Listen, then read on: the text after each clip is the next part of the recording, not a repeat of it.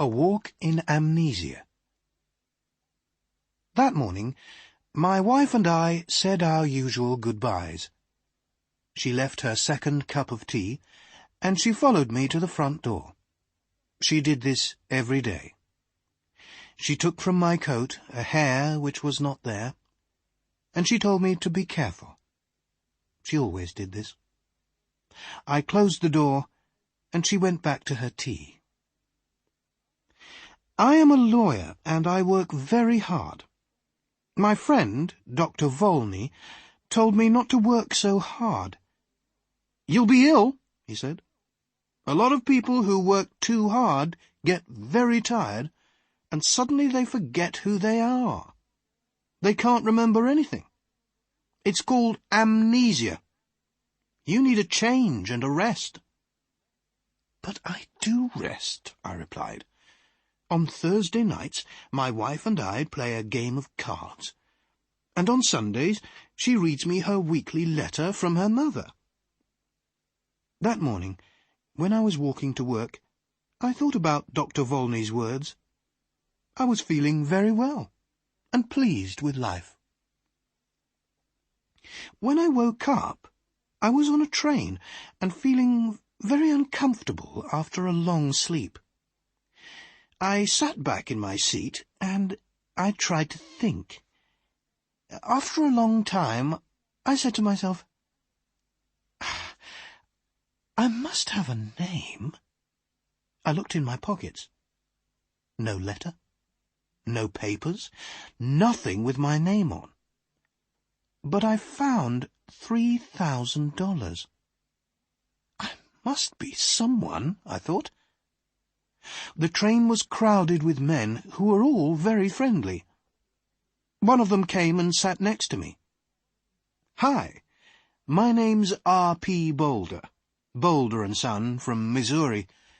You're going to the meeting in New York, of course. What's your name?" I had to reply to him, so I said quickly, "Edward Pinkhammer, from Cornopolis, Kansas." He was reading a newspaper, but every few minutes he looked up from it to talk to me. I understood from his conversation that he was a druggist, and he thought that I was a druggist too. "Are all these men druggists?" I asked. "Yes, they are," he answered. "Like us, they're all going to the yearly meeting in New York." After a time, he held out his newspaper to me. "Look at that," he said. "Here's another of those men who run away and then say that they have forgotten who they are. A man gets tired of his business and his family, and he wants to have a good time. He goes away somewhere, and when they find him, he says that he doesn't know who he is and that he can't remember anything." I took the paper and read this. Denver, June 12th. Elwyn C. Belford, an important lawyer in the town, left home 3 days ago and has not come back. Just before he left, he took out a lot of money from his bank. Nobody has seen him since that day. He is a quiet man who enjoys his work and is happily married. But Mr. Belford works very hard, and it is possible that he has amnesia. "But sometimes people do forget who they are, Mr. Boulder," I said. "Oh, come on," Mr. Boulder answered. "It's not true, you know. These men just want something more exciting in their lives.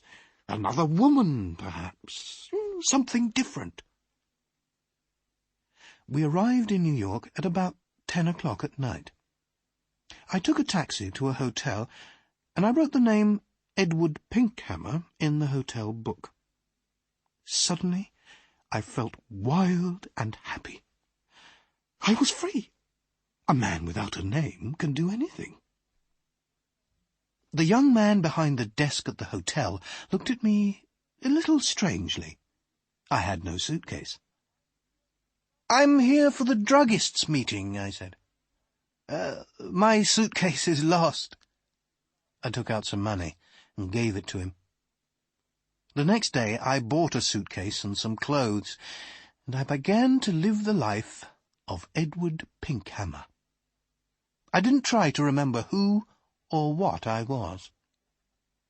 The next few days in Manhattan were wonderful. The theatres, the gardens, the music, the restaurants, the nightlife, the beautiful girls. And during this time, I learned something very important. If you want to be happy, you must be free.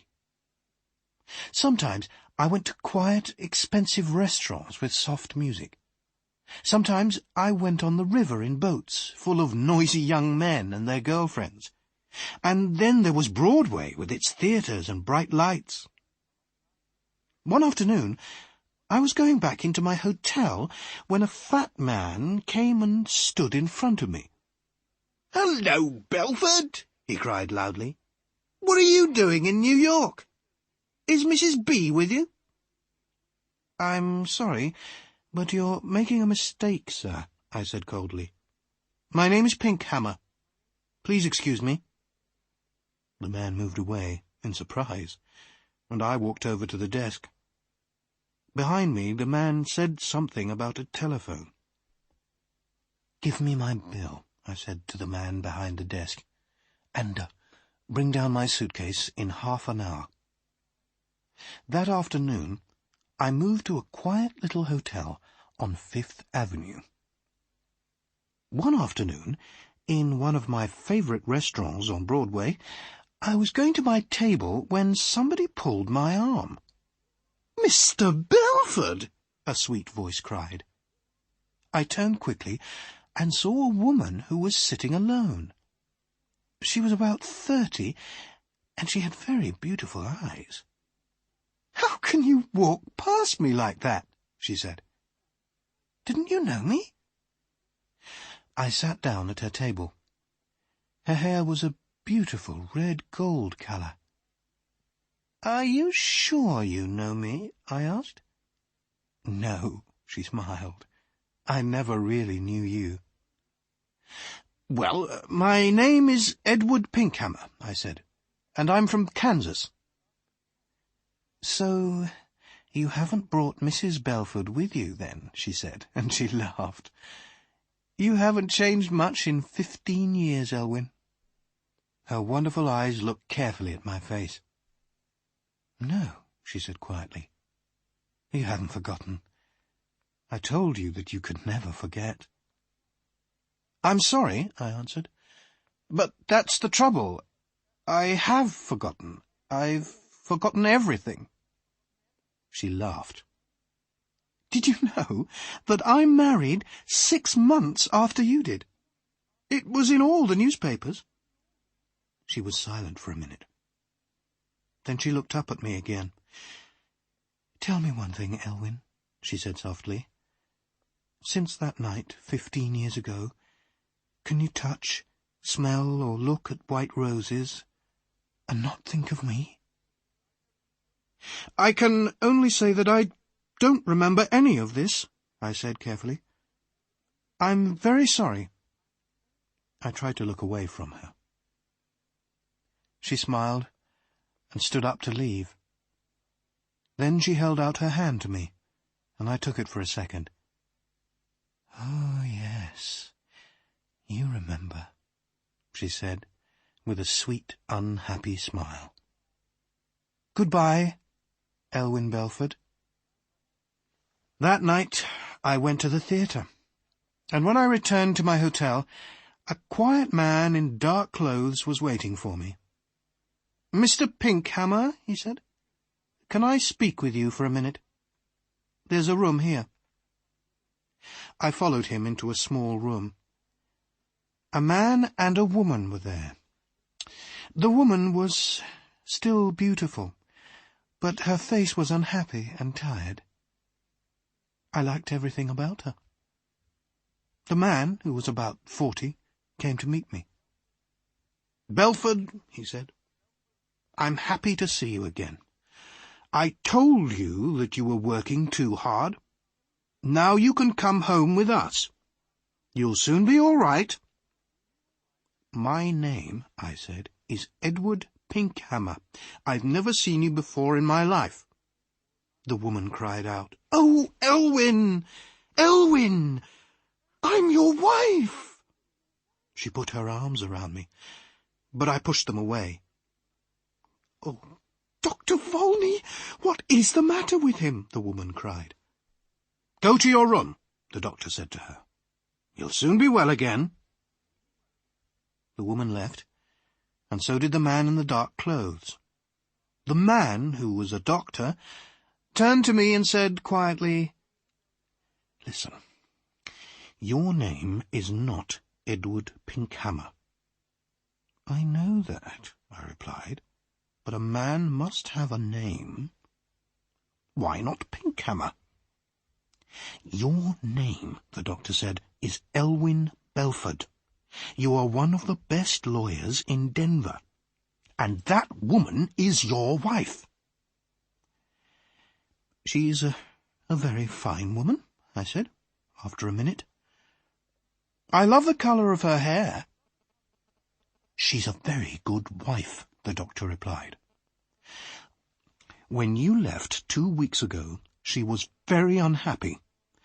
Then we had a telephone call from a man who saw you in a hotel here." "I think I remember him," I said.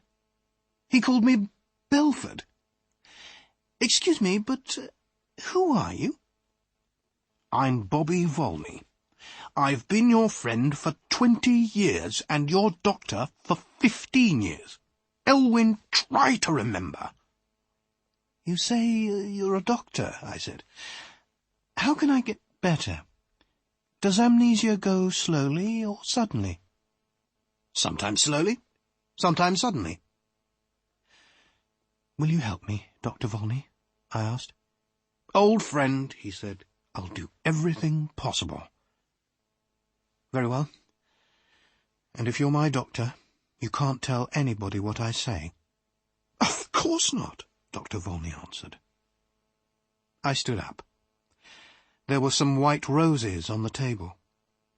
I went over to the table, picked up the roses, and threw them far out of the window.